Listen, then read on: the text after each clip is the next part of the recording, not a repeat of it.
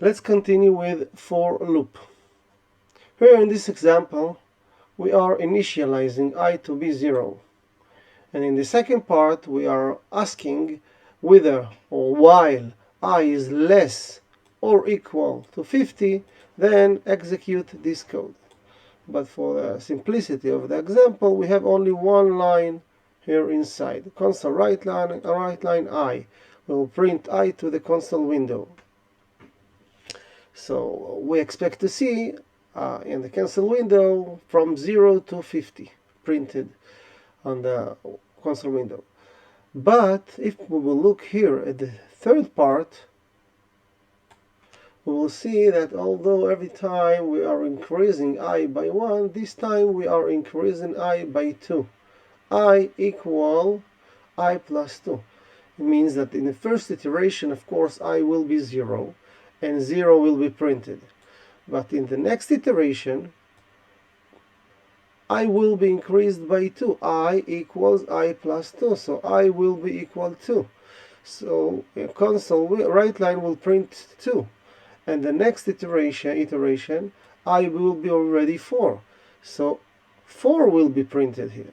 So 1, 3, 5 will not be printed. Of course, we could write, instead of I equals I plus 2, we could write it the shortest way. I plus equals 2.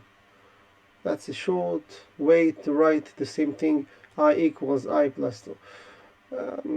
But this is more clear. But this is also legit. So let's see. We expect to see 0, 2, 4, and so on.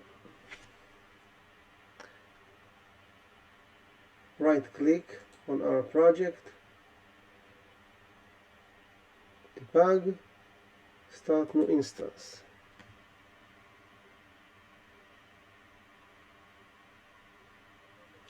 Of course, 0, 2, 4, 6, 8, and so on till 50. Okay, now let's learn something new. Let's unmark this code. Here we see that we have a new word that we never encountered yet.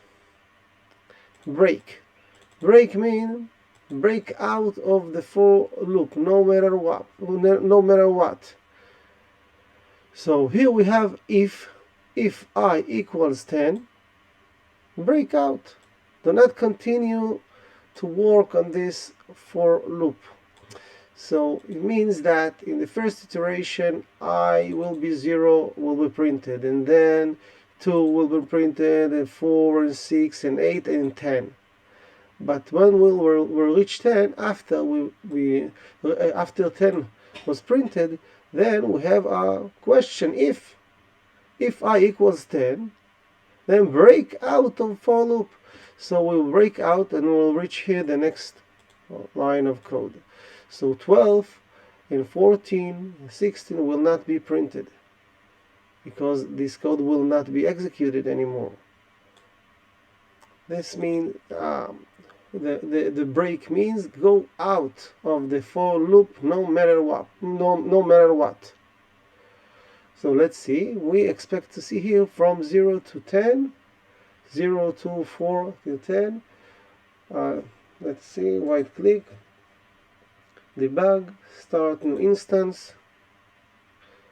Of course, 0, 2, 4, 6, 8, and 10. Let's see another thing. Let's unmark this code this time. Here we have another new word, continue.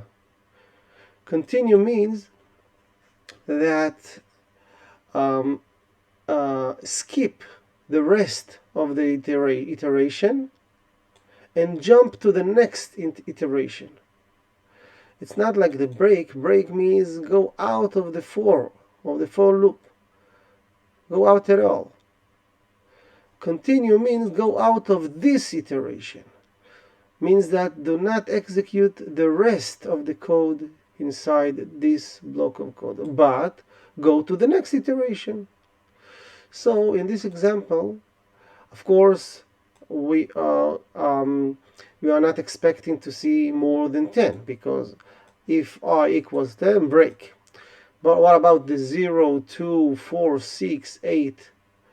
So here we have an if I equals 6 or I equals 8, continue.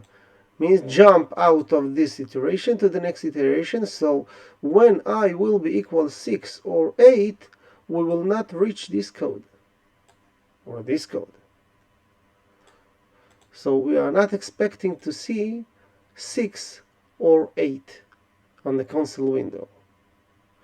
Only 0, 2, 4, and 10. Let's see, right click, debug, start new instance, exactly 0, 2, 4, and 10. 10. When we reach 10, we here we have the break out of the for loop. So we are not going to repeat till 50. When we reached 6 or 8, we have the continue, which means jump to the next iteration.